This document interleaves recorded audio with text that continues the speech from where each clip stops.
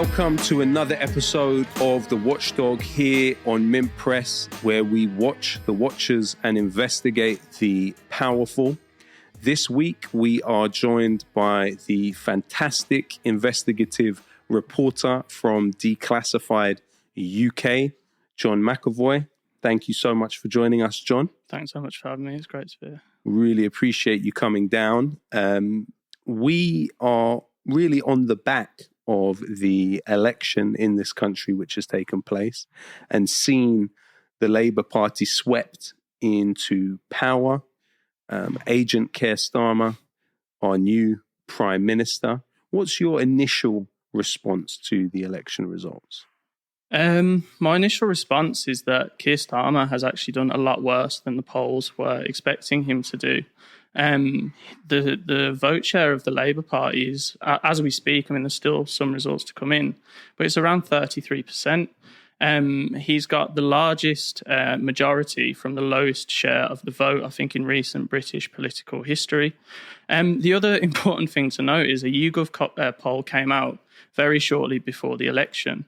And it basically asked what are the main reasons why you're voting for the Labour Party. And the main reason was to get rid of the Tories. I mean, Keir Starmer's popularity was way down. It was around, I think, 5%.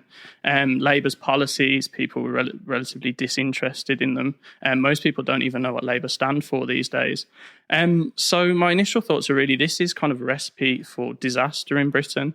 There's a high degree of political disenfranchisement.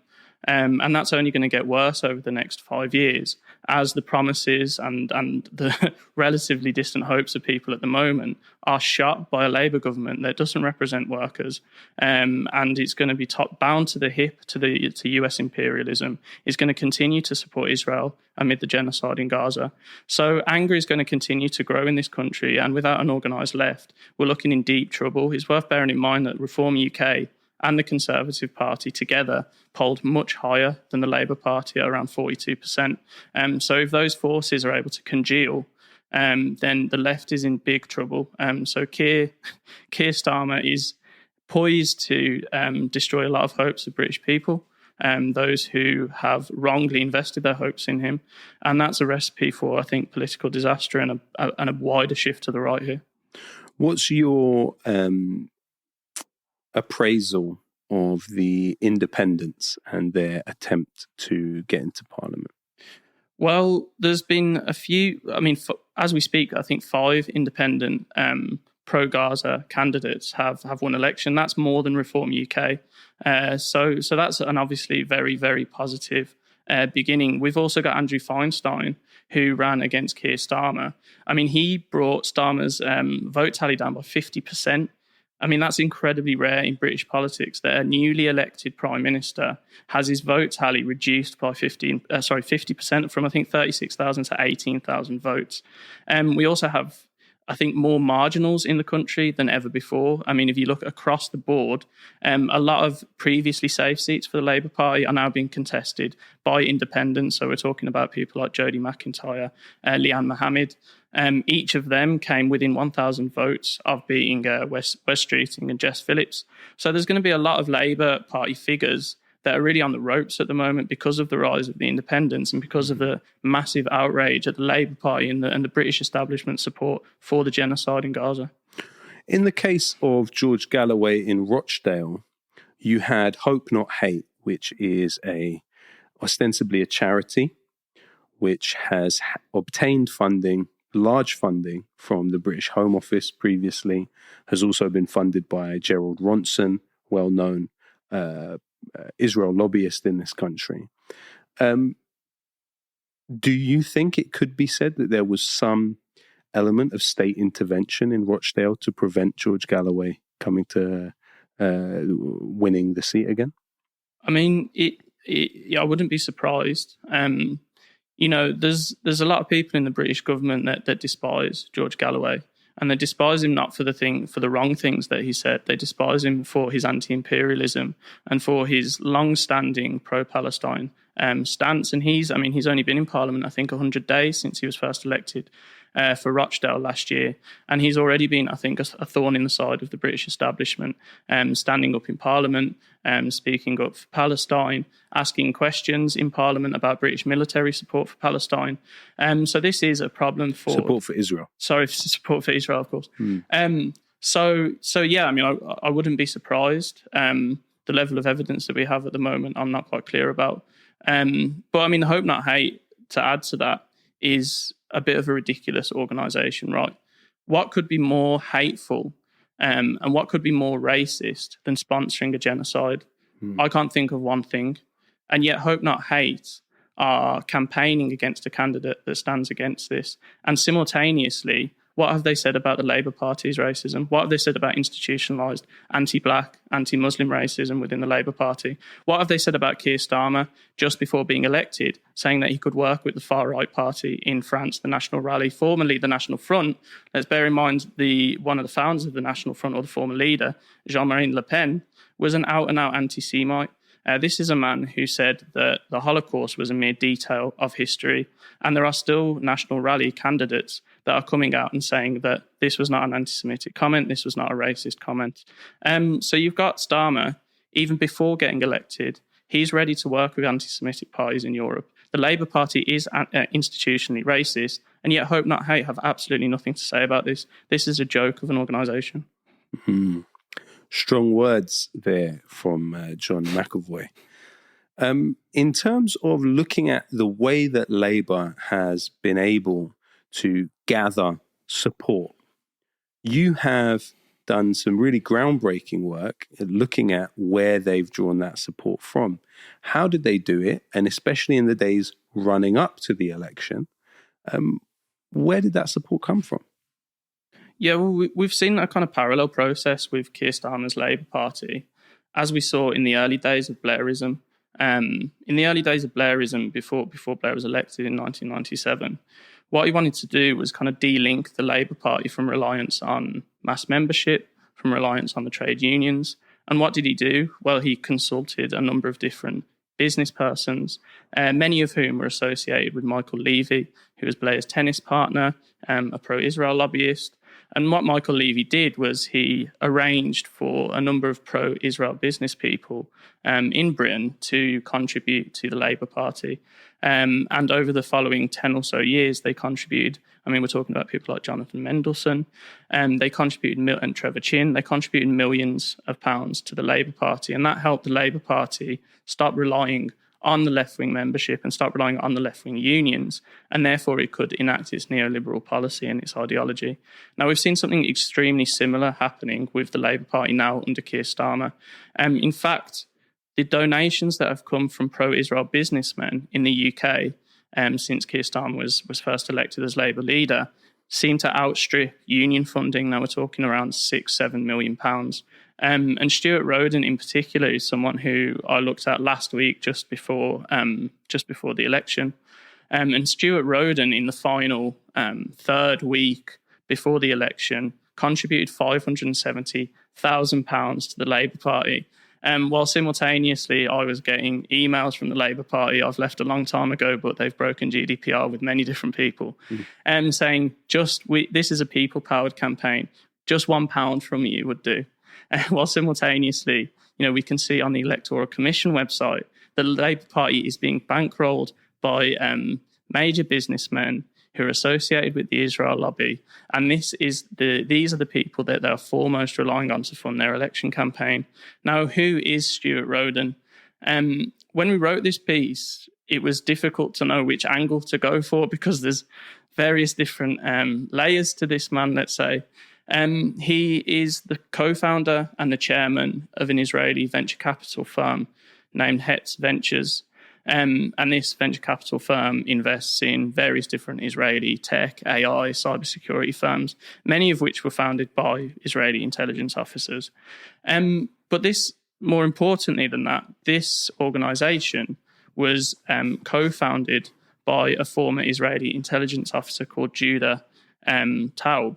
Now, Judah Taub has been actually seemingly fighting in Gaza for 111 days since the beginning of the genocide. He is IDF reservist, and he got called up after October the 7th to fight. Now, it's not clear whether it was in Gaza, but he mentioned on a podcast that all of his siblings fought in Gaza and were also reservists. So we have somebody contributing to the Labour Party, £570,000, who co-founded an organisation with someone who's actively engaging in the IDF amid a genocide. I mean, that's quite incredible. But there are the other layers to Stuart Roden. I mean, you tweeted this out, and it got a lot of views. That he was recorded outside of the Labour Party conference back in October, haranguing and yelling quite oddly at a pro-Palestine demonstration. Now, this was around 5 or 6 days after October the 7th, at which time the death toll in Gaza had already climbed above that in Israel.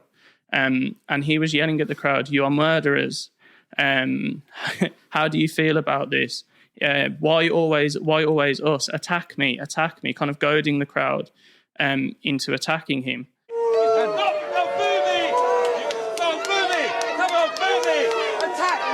Attack me like you attack them! You cowards! Disgusting! You came into a country, you murdered children! So, I mean, you can see that this man, ideologically and by way of his connections, is incredibly pro-Israel, and he's pro the Israeli military as well. And in an interview with the Spectator, he went so far as to say that the IDF will do its utmost to protect or to defend against civilian casualties, as it always has done. I mean, this is someone who's bereft of history, whose ideology is so Zionist that Palestinians simply are not humans to him if he believes that the IDF has never intentionally targeted civilians. This is, a borderline insane comment to make. I mean, you've also covered the story of how Israel seemingly is directly funding parliamentary aids for Labour Party figures. Could you tell us about that? Yeah, I mean, this is quite incredible, because I've been looking into Israel and Israel lobby funding of MPs for the past few months. But I wasn't aware at all that there was an additional register of financial interests that is for parliamentary staff, so research assistants, aides, and so on. So I went through the previous 5 years of this register. Prior to that, it's destroyed by the statutory obligations of the office. And over the past 5 years, the Israeli embassy itself has funded a series of mostly conservative parliamentary aides to visit Israel. The main delegation was for a Young Conservatives delegation to Israel. And what's strange about this is it doesn't seem that they went with the MP, their sponsor. Two, there's no information whatsoever about what they were doing. I went through their social medias as well. I mean, there was no mention on the internet about what this Young Conservatives delegation to Israel entailed, which seems to me something of an affront to democracy, right? You've got a foreign state funding parliamentary aids to go to that country, before even getting into what Israel is and what Israel does. And then they're coming back, and all they have to do is they have to input that they just went on a trip. They don't have to input the cost. They don't have to input who they met with. They don't have to input what was said.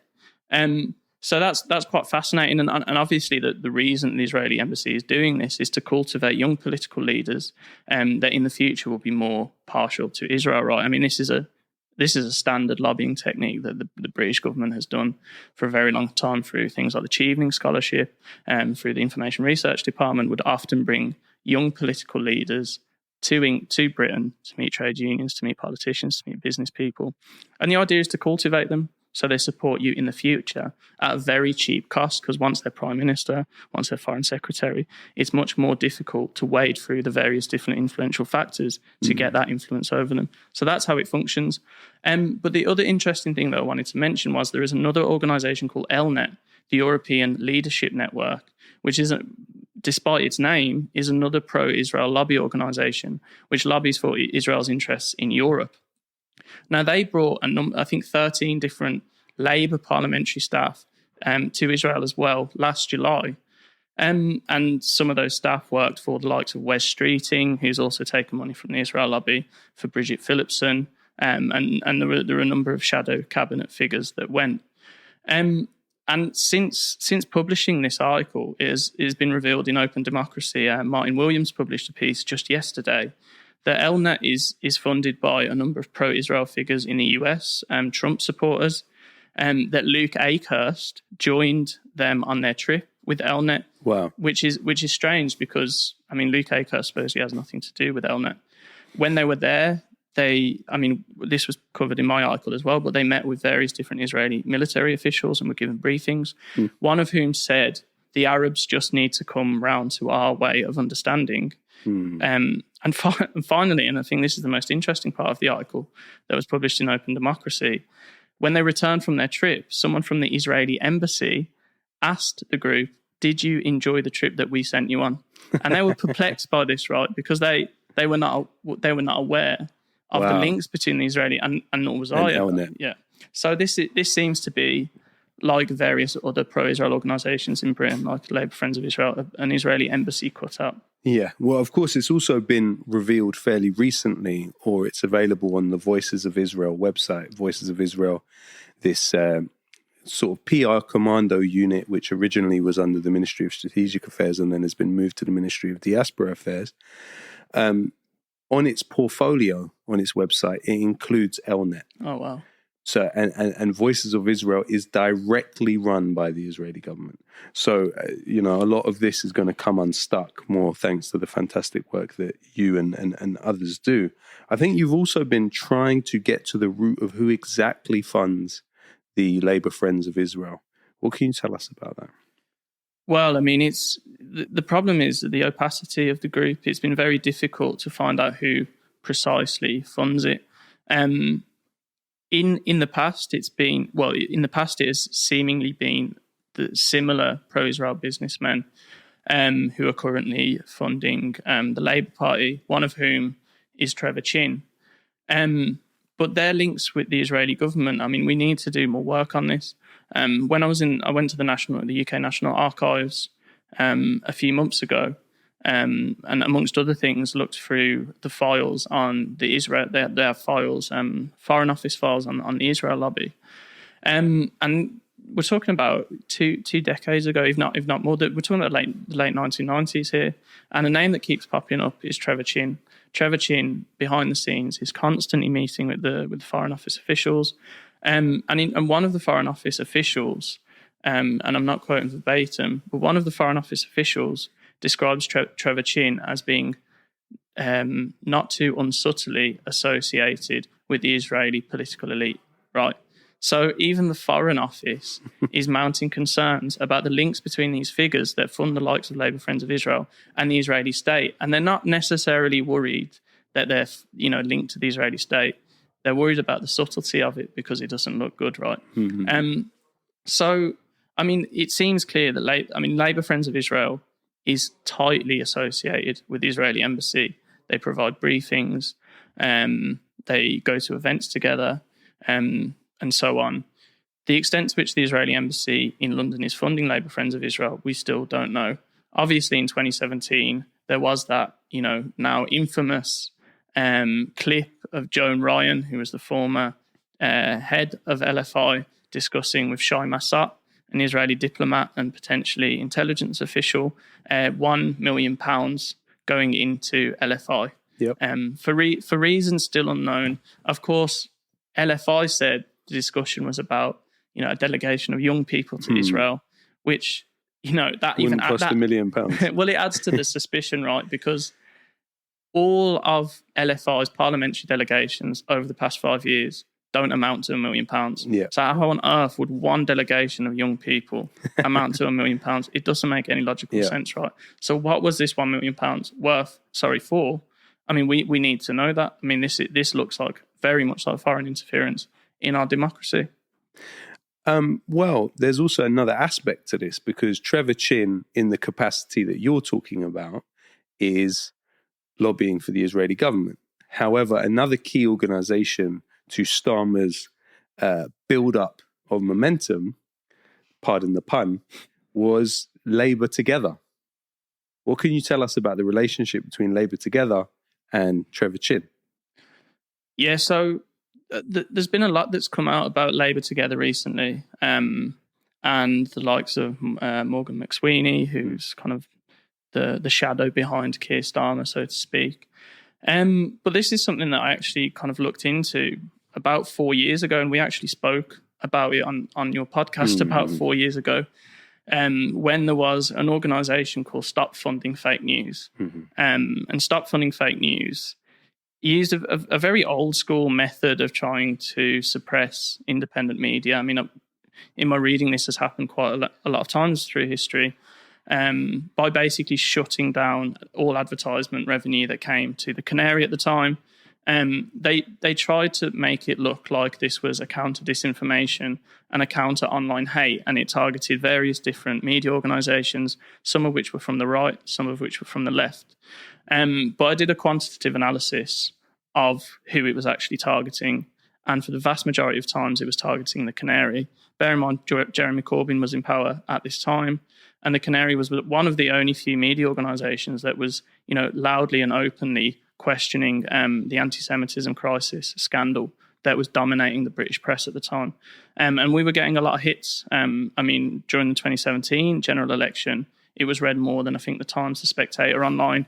So this was actually a thorn in the side at the time of the British establishment, and a thorn in the side of the Israel lobby as well. So Stop Funding Fake News was designed to suppress the Canary effectively. Yeah. And what grew out of Stop Funding Fake News was something called the Centre for Countering Digital Hate. And what grew out of Centre for Countering Digital Hate, parallel to it and amongst the same people in the same offices, was Labour Together. Now, there's a book that's coming out by somebody called Paul Holden that looks into the Centre for Countering Digital Hate, and it looks into Labour Together and this nexus of organisations that are linked to the Labour right that were key to undermining Corbyn and are now key to getting Keir Starmer in number 10. Now, one of the organisations that advised the Centre for Countering Digital Hate, and presumably by extension Labour Together, was the Community Security Trust, which Trevor Chin is obviously deeply embedded within. So we have a kind of direct link here between pro-Israel individuals and the effort to topple the Canary, and also the funding of Labour Together. I mean, Trevor Chin is one of the key funders now of Labour Together, along with Martin Taylor and one other. And listed as a director, right? I believe so, yeah. Or at least was at one point listed as a director, if my memory serves me correctly. Yeah, I'm not sure, but yeah. Mm. And Martin Taylor, of course, is a throwback from the Blair years, right? Yeah. Yeah. So, this is fascinating because Starmer has really consolidated forces. One of the interesting points as well is that he's relied on the support of Michael Levy also, as Blair did. He's also relied on the support of Peter Mandelson, well-known friend of convicted paedophile Jeffrey Epstein. And so what we have really with the Starmer project, also, Starmer's received quite a lot of funding over the years from Lord Wahid Ali, who you may be aware of. This is somebody who has founded a media company with Rupert Murdoch's daughter. And also, he started his media career in all of the projects of Robert Maxwell, who was an Israeli intelligence asset. So it's interesting as to this relationship with Wahid Ali and the amount of money that he's pumped into Starmer. And he's also been relatively unexamined. And I think that's an interesting part of it. Paul Holden has looked into the corporate gratuity that Keir Starmer has been in receipt of, and it's been more than all Labour leaders put together since Blair. Yeah. He's been going to football matches constantly. One of Chelsea's owners has, of course, guested him, and he's also himself an Israel lobbyist, the individual whose name slips my mind. But, he's been pictured with the Ministry of Strategic Affairs head Gilad Erdan in 2017, working on ways that he could support Israel. So there's many ways in which this relationship has developed. Possibly one of the most grotesque manifestations of this foreign state interference would certainly be the case of Luke Akehurst. What can you tell us about him, the new member of Parliament for North Durham? Yeah, without a shadow of a doubt. I mean, I was just on the train on the way here, and I didn't get a chance to look at the election results, and there was a fleeting hope that he might have not been elected, but unfortunately, he was given a safe seat in North Durham, and he's now, he's now an MP in the Labour Party. Who knows? Next week he could be a defence minister. Wow. I mean, is Keir Starmer capable of such an outrageous decision? Probably. Yes. But I mean, who is Luke Akehurst? I mean, he's a long-standing pro-Israel lobbyist. He was chosen in 2011 to be the director of We Believe in Israel, which was a kind of supposedly grassroots organisation that grew out of BICOM. BICOM, which at the time was one of the leading pro-Israel lobby organisations in Britain, worked on basically shaping the media's presentation of Israel. And the founding event of We Believe in Israel, I found quite an interesting kind of funny document that accompanied it, that people who were at the BICOM conference called We Believe in Israel were provided with.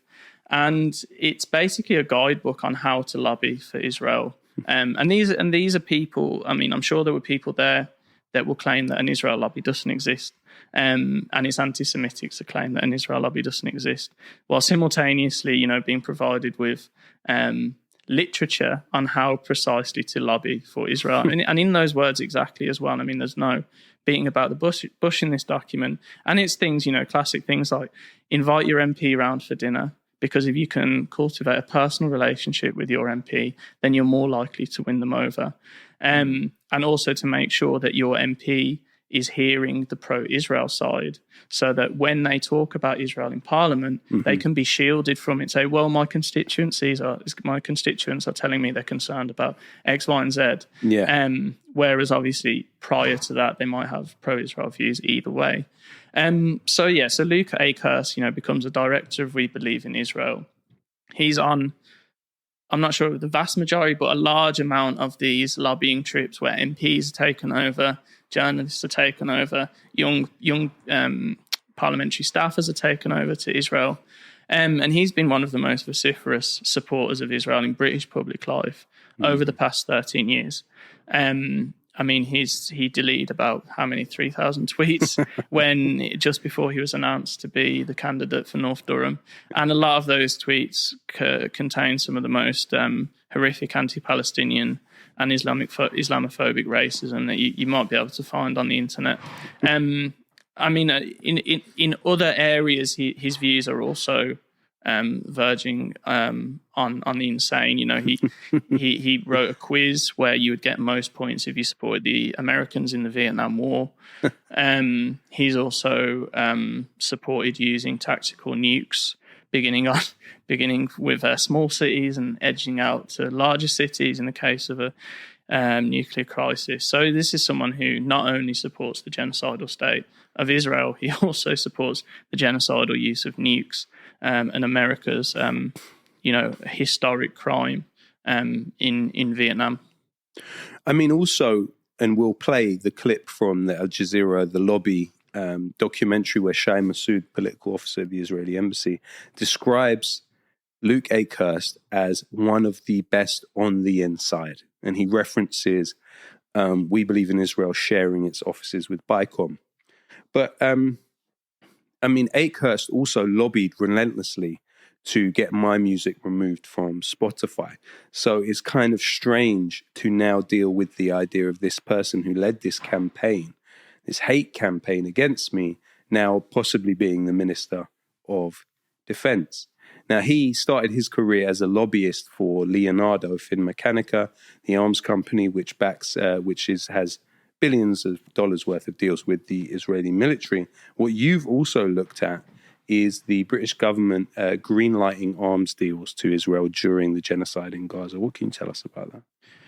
Yeah, I mean, one of the most shocking things that came out of the recently published data on UK arms exports to Israel during the genocide, the data went up as far as, I believe, the 30th of April, that the UK did not cancel, refuse, or revoke one arms license with Israel since the 7th of October.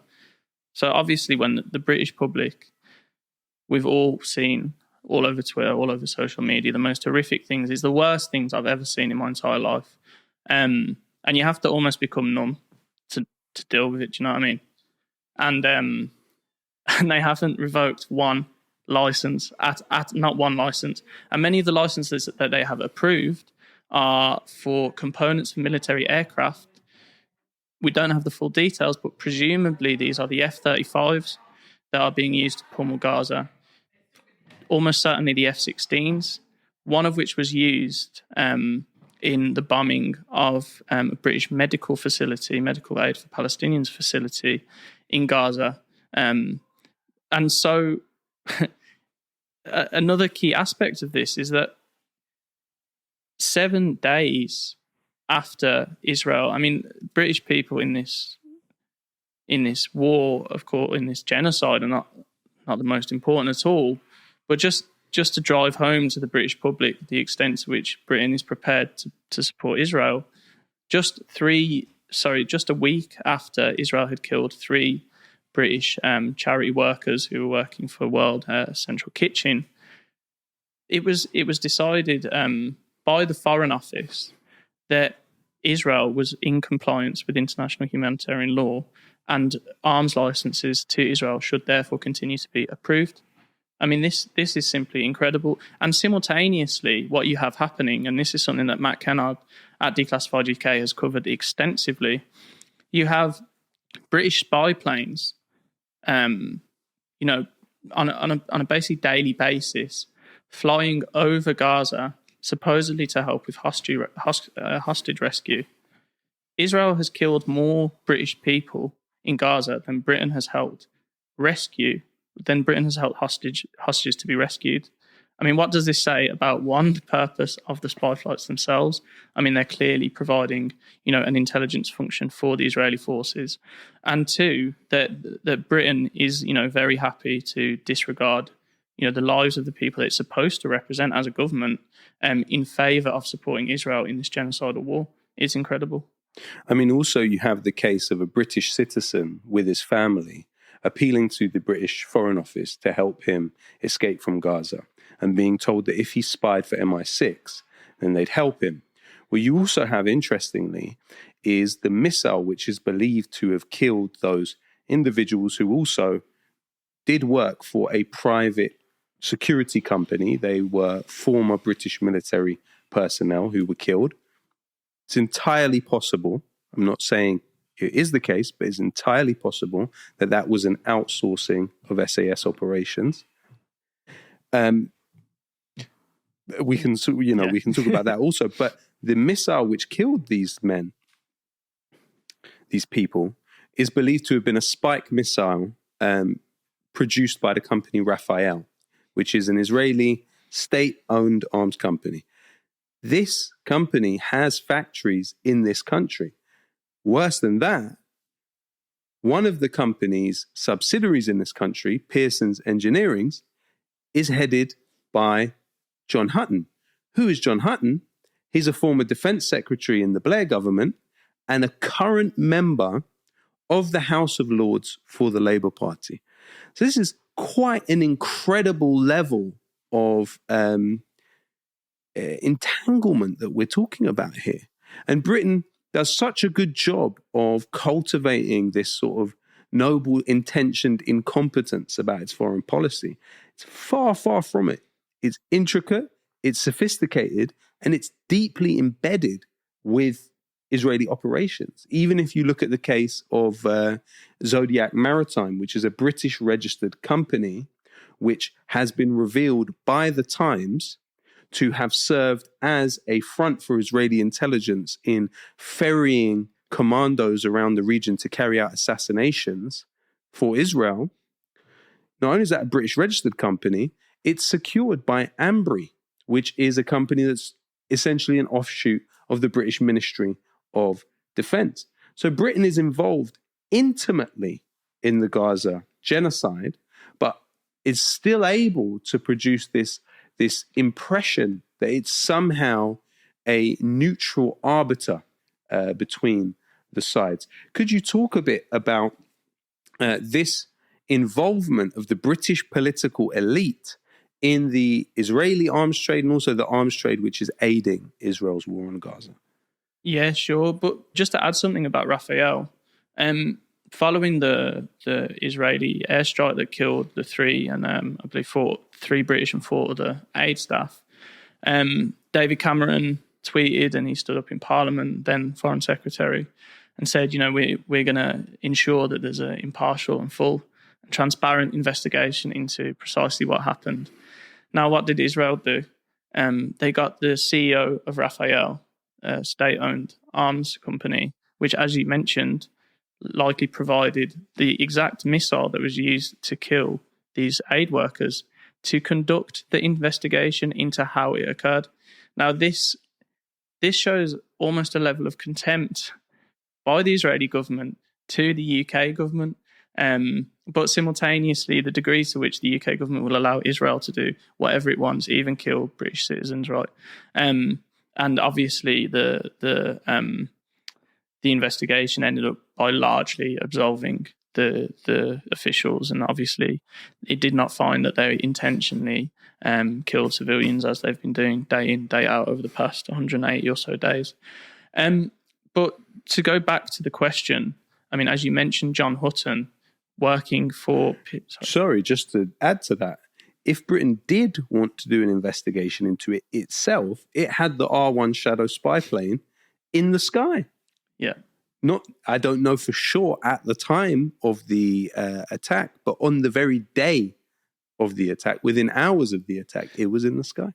Well, this is another aspect of when the Foreign Office does kind of weekly reviews over whether Israel is complying with international humanitarian law, and the information that it receives comes from various different cross-governmental bodies, and one of which is the intelligence community, right? And so you've got RAF spy flights flying over Gaza on a daily basis. They're collecting, I think, around 8 hours of footage every single time, and the Foreign Office is trying to tell us that they don't have sufficient evidence that Israel is not complying with international humanitarian law. And this is a problem. This is a structural problem in Britain of institutionalized secrecy, right?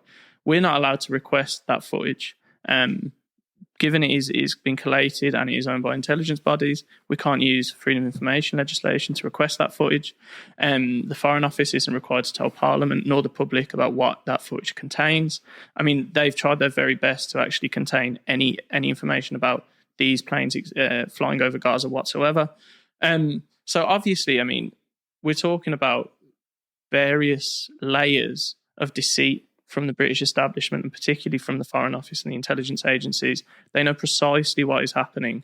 And yet we haven't had one leak. We haven't had one major, instance of somebody coming forward and saying, this is what I have seen in Gaza.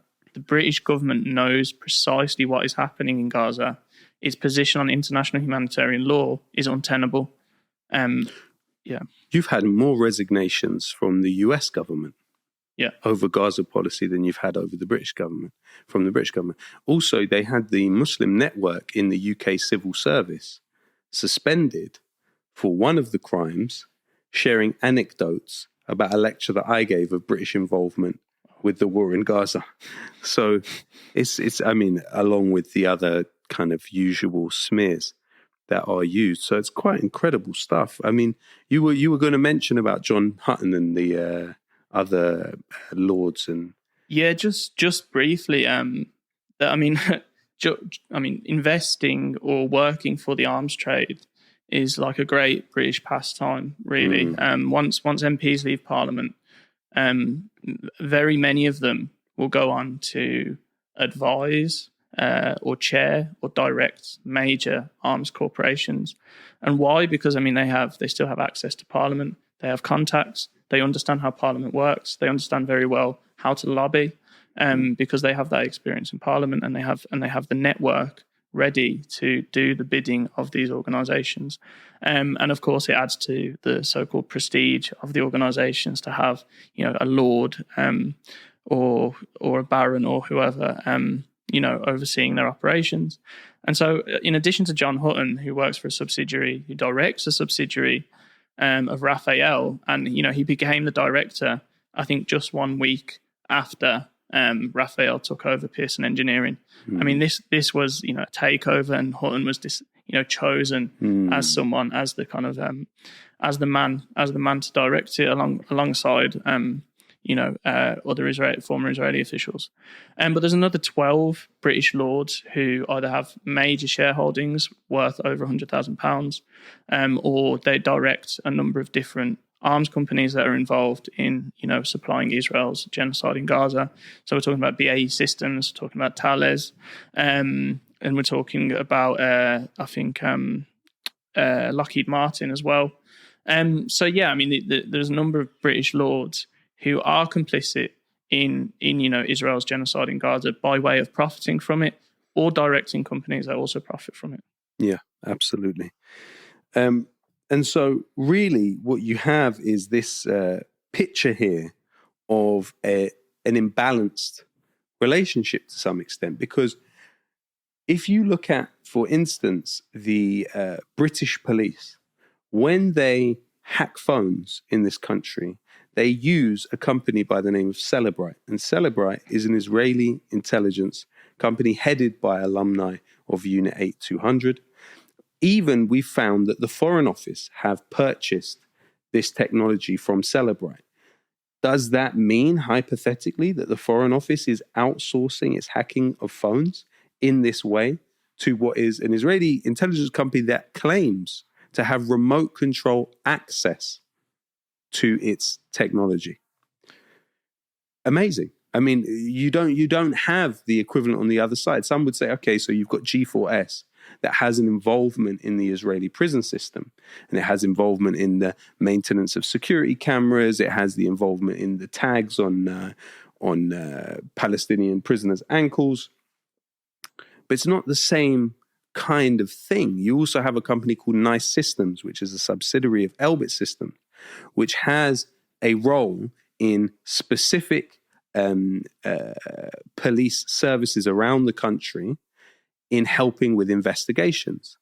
What does that then mean? You look at, for example, the UK-Israel Tech Hub, which is a fascinating example of what we're talking about. It's based in the British Embassy in Tel Aviv. It's headed by Haim Shani. Haim Shani is the former director of the Israeli Finance Ministry. It's staffed by individuals formerly of the Israeli military and former of Israeli intelligence, sitting in the British Embassy, funded by the British Foreign Office, funded by the British Department for Trade.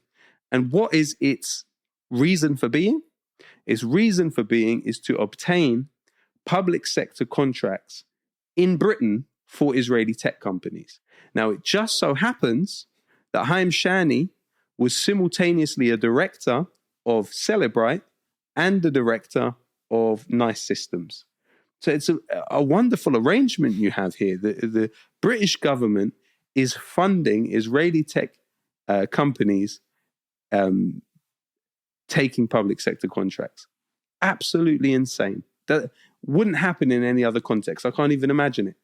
Another interesting case, which I will not stop banging on about, is the case of Patrick Drahi. Patrick Drahi became the largest shareholder in British Telecom. When he did that, the British government opened up an investigation into his shareholder takeover on the basis of national security. Why would they have done that? Well, Patrick Drahi is also the head of I-24, the Israeli news channel, which has been found by a Haaretz investigation to have acted as a proxy for Benjamin Netanyahu's family and the government. In addition to that, Drahi has telecommunications companies, but also owns the French newspaper Liberation, the same newspaper that has depicted people in Gaza as rodents. But who did he install as the editor of this newspaper founded by Jean-Paul Sartre? He installed an individual who came directly out of Unit 8200 and has even written a book about it. So how is it that key British infrastructure like British Telecom can have its top shareholder being somebody that clearly the British state thinks may be an agent of the Israelis? It just doesn't make sense to me. We are constantly drip-fed this idea of Britain being, especially after all of the kerfuffle about Huawei, we are constantly being drip-fed this idea of Britain being easy prey for the Russians or the Chinese or others. But yet Israel has been able to extend this level of influence in a way that's truly breathtaking. I mean, when you look at Oracle, the company which handles the data of the Ministry of Defense, the British Foreign Office, the British Home Office, and the NHS, it's headed by Larry Ellison. Now, Larry Ellison is one of the largest funders of the Friends of the IDF in the history of the charity's existence, and also a very close friend of Netanyahu, to the extent that he offered Netanyahu the directorship of Oracle at the same time as vying for this contract. But another amazing part of the Larry Ellison story is that he had a foundation called the Larry Ellison Foundation, which was putting money into the Tony Blair Foundation, but then also into scientific research. But what was also happening, he employed, as the head of the foundation, Boris Johnson's father-in-law on £500,000 a year. At the same time, Larry Ellison employed several people who were simultaneously employed by the British government at the same time as vying for that contract. He even hired the same PR company that the Conservative Party have used, that accompanied Theresa May on trips and were based in the same Millbank Tower as the Conservative Party. That sounds to me like something worthy of investigation. It shouldn't just be down to independent journalists like us on a shoestring budget to be looking at what is a massive campaign, and in a way, we haven't understood deeply enough quite how much Israel did for Boris Johnson with the Corbyn election. Why is it that the only time you see Boris Johnson poke his nose out and come out from the bunker to have anything to do with politics is in the aftermath of October 7th, taking to the streets with the campaign against anti-Semitism? What were the things that were given to Israel in return for their services to Johnson in the election in 2019? Is it possible that the Oracle contract, which is massive, which is thousands of people are employed off the back of the Oracle contract, is it possible that there's a relationship between those two things? I don't know. I mean, I guess that makes me a conspiracy theorist, but it's certainly something that we need to think about more. I mean, have you ever seen anything like this, John, in terms of state, foreign state interference and operating? I mean, because it's clearly got more and more and more as time's gone on. Yeah, well, I think there's in the top three foreign state interference in Britain. I think the US has to come first. I mean, of course. I mean, they have hundreds of active servicemen deployed. Thousands. They have a number of military bases that are supposedly RAF bases, but they're contracted out to the US. I mean, when Mike Pompeo was speaking to, I forget who he was speaking to, but he said that the gauntlet. Jeremy Corbyn is already running the gauntlet, which implied that he was the head of the CIA at the time. It must be noted. Yeah, which implied that there was already a US covert operation being levelled against Jeremy Corbyn. But of course, I mean, I think the degree of Israeli influence in British politics might come a strong second after the US, and it comes from in various different ways and from various different directions. And obviously the integration of US, British, Israeli intelligence, that things that we don't know about. We've had little snippets come out during the genocide in Gaza that, there's a British intelligence team integrated with Israeli intelligence during the hostage rescue operation. Yeah. But, we're supposed to believe that they've just been there doing nothing except looking for hostages. Yeah. I mean, it's incredibly serious. Nobody looks at it particularly seriously. I mean, since October the 7th, we've had some investigations.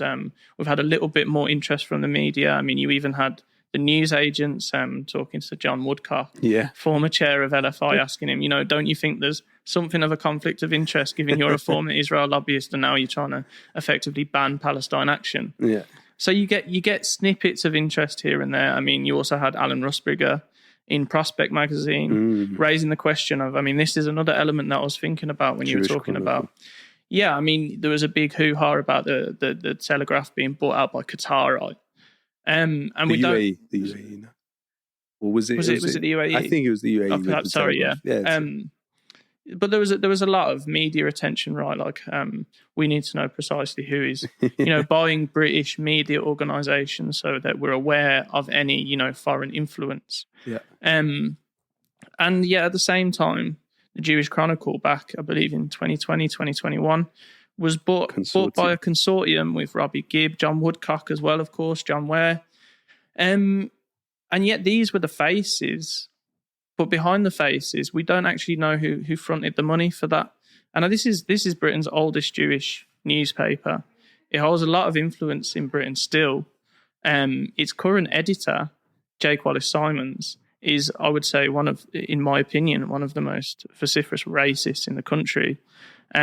He recently penned an article, I believe, in the Telegraph or the Spectator, that said that denied that Israel was using starvation as a weapon, which is genocide denial at this point. And yet nobody knows, not even the members of the consortium who fronted the purchase know, right?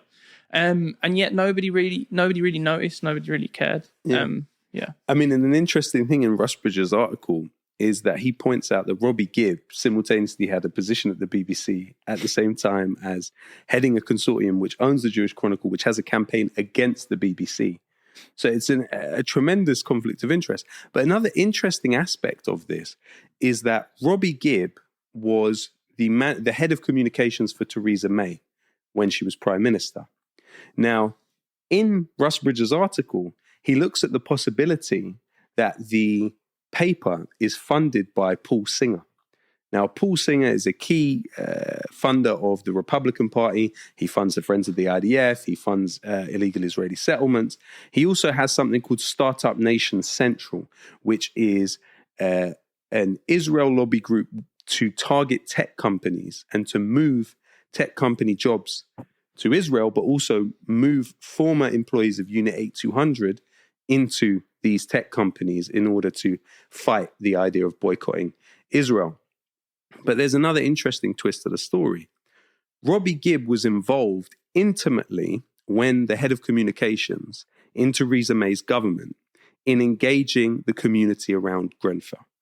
So specifically, the organization Grenfell Speaks was taken aside by Robbie Gibb when he was the head of communications for Theresa May and worked on to try and prepare for an interview that Grenfell Speaks did with Theresa May. And I know this directly from the media organization itself. Now, Paul Singer, who now is thought to possibly fund the Jewish Chronicle, through Elliott Management, was a top shareholder in the company that caused Grenfell. Wow. So was Robbie Gibb's relationship, Arconic is the company, which also builds the F-35. So did Robbie Gibb begin his relationship with Paul Singer, who is the emperor of Elliott Management and was the top shareholder in Arconic at the time? Did he have a relationship with Arconic at the same time he was engaging the community around Grenfell Tower? Or did that relationship begin once he took over the Jewish Chronicle with the consortium? It's an open question. But I think that this conversation has been wonderful in starting to understand the sort of sinews of this power that, these people are not used to being investigated ultimately. They are not used to being watched. And so, I would ask for anyone watching this to support John and his fantastic work, to support Declassified UK. It's literally the lifeblood of investigative journalism in this country, on particularly this issue of British involvement in what's happening in Gaza. I can't imagine what we would understand or know if we did not have the work of Declassified UK during this time. So please do support John in what he does. And we hope to see you next time on The Watchdog. Anything to add before we go, John? No, that's it. Thanks so much for having me. Thanks. Thanks for coming. All the best.